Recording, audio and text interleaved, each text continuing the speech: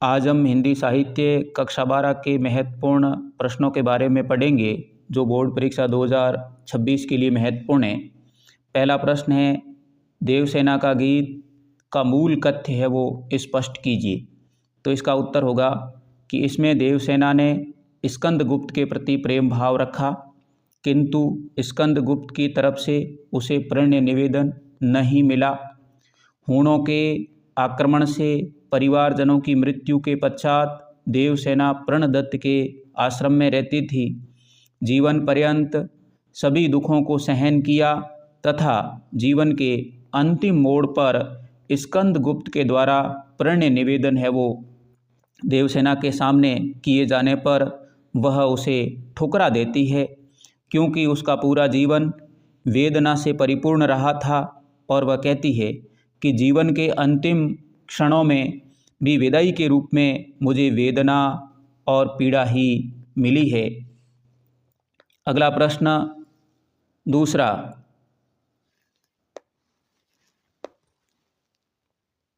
मुझ में भाग्यहीन की तू संबल पंक्ति में निराला की वेदना व्यक्त हुई है, स्पष्ट कीजिए। तो निराला क्रांतिकारी कवि थे, परंपराओं से जुड़ने की उनकी आदत नहीं थी। उन्होंने कभी भाग्य को वो महत्व नहीं दिया था और जीवन पर्यंत संघर्षों से लड़ते रहे। पुत्री जन्म के कुछ समय पश्चात पत्नी की मृत्यु होने पर पुत्री सरोज ही उनके जीवन का एकमात्र है वो आधार थी, किंतु उसकी भी असामयिक मृत्यु ने निराला को झकझोर दिया और भाग्य को महत्व न देने वाले निराला भी पुत्री की मृत्यु के पश्चात अपने को भाग्यहीन कहने लगे और इस प्रकार इस शब्द में निराला की असीम पीड़ा है वो व्यक्त हुई है। नेक्स्ट प्रश्न, मैंने देखा एक बूंद कविता में कवि अज्ञेय के द्वारा किसके महत्व की प्रतिष्ठा की गई है? तो कवि अज्ञेय ने मैंने देखा एक बूंद कविता में जीवन में क्षण के महत्व को स्थान है वो दिया है, यानी क्षण का क्या महत्व है। कविता में बूंद का एक क्षण के लिए सही परंतु ढलते सूरज की स्वर्णिम आभा से रंग जाने तथा फिर सागर में मिल जाने का वर्णन है वो इस कविता के अंदर हुआ है। कवि का अभिप्राय है यह है कि जीवन भले ही क्षणभंगुर हो यानी नष्ट होने वाला हो, किंतु इसे तेज और ऊष्मा से आलोकित है वो होना चाहिए, तभी इसका है वो महत्व है और तब ही क्षण का भी महत्व साबित होता है। नेक्स्ट प्रश्न, खाली कटोरे में वसंत का उतरना से कवि का क्या आशय है? तो कवि का यह आशय है कि वसंत ऋतु में सर्दी है वो कम हो जाती है और गंगा स्नान के लिए सैकड़ों लोगों की भीड़ है वो बनारस के अंदर बढ़ जाती है। उससे भिखारियों को खूब है वो भीख मिलती है, उनके कटोरों में सिक्कों की खनक बढ़ जाती है, यानी भीख से भर जाते हैं। जिस प्रकार प्रकृति में बसंत ऋतु के आने पर मधुरता और खुशियाँ और प्रसन्नता छा जाती है, उसी प्रकार भिखारी के चेहरे पर भी भीख प्राप्त होने से उनकी चमक है वो बढ़ जाती है, उनमें प्रसन्नता बढ़ जाती है और कटोरे में पड़ते सिक्कों की चमक में कवि को बसंत का उतरना है वो दिखाई देता है। नेक्स्ट प्रश्न, मही सकल अनरत कर मूला पंक्ति में भरत के मनोभावों को स्पष्ट कीजिए। तो इस कथन से भरत के मनोभावों के बारे में यह पता चलता है कि भरत इन सब अनर्थों के लिए स्वयं को ही दोषी मानते हैं।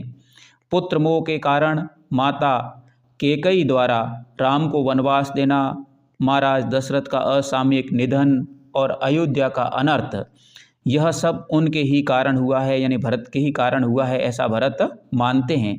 आत्मग्लानि के साथ भरत कहते हैं कि श्री राम तो अपराधियों पर भी कभी है वो क्रोध नहीं करते हैं, तो वे मुझे क्षमा कर देंगे और मेरा मन रखने के लिए वापस है वो अयोध्या लौट आएंगे, ऐसा भरत को विश्वास है। नेक्स्ट प्रश्न,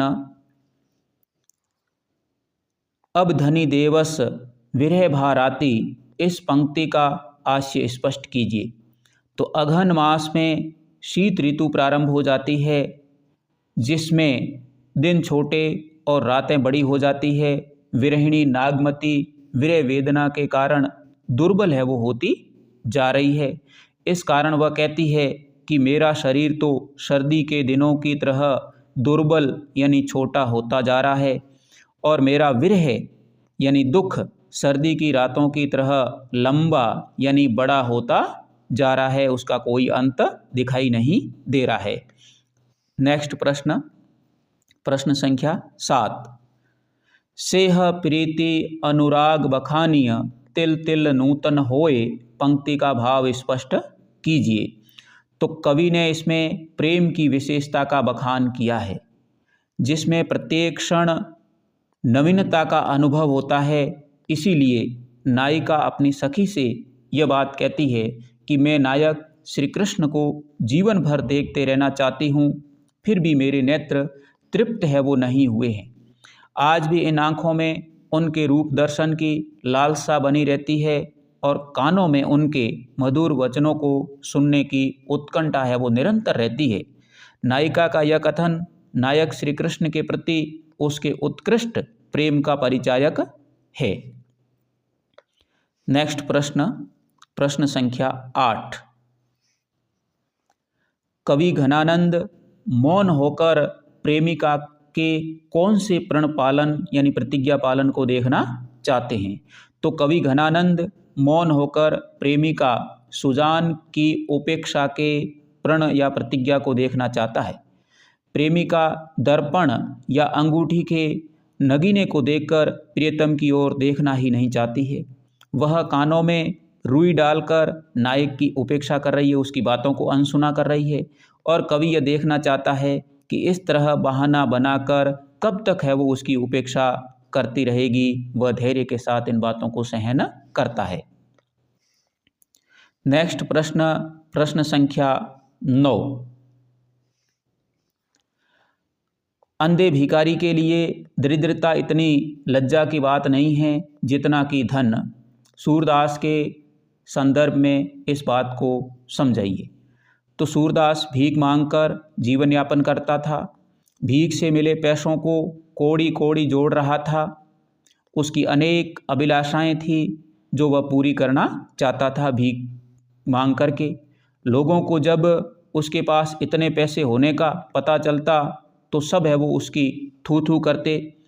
भिखारी के लिए गरीबी है वो लज्जा का विषय नहीं है।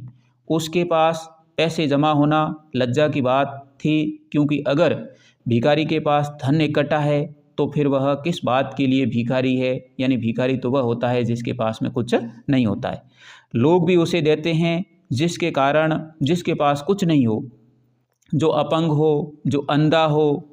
जिसके पास धन है और वह गरीबी का ढोंग करे तो फिर समाज उसे धिक्कारता है, उसे भीख नहीं देता है। इसीलिए कहा गया है कि भिखारी के लिए धन संचय है वो पाप संचय से बिल्कुल भी कम अपमान की बात नहीं है।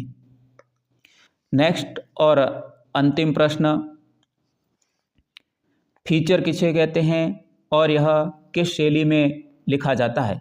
तो फीचर एक सुव्यवस्थित, सृजनात्मक और आत्मनिष्ठ लेखन है जिसका उद्देश्य पाठकों को सूचना देना, पाठकों को शिक्षित करना और उसका मनोरंजन करना। ये 3 उद्देश्य फीचर के होते हैं।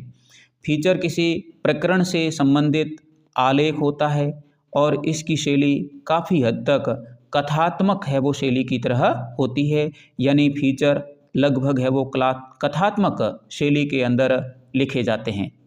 धन्यवाद।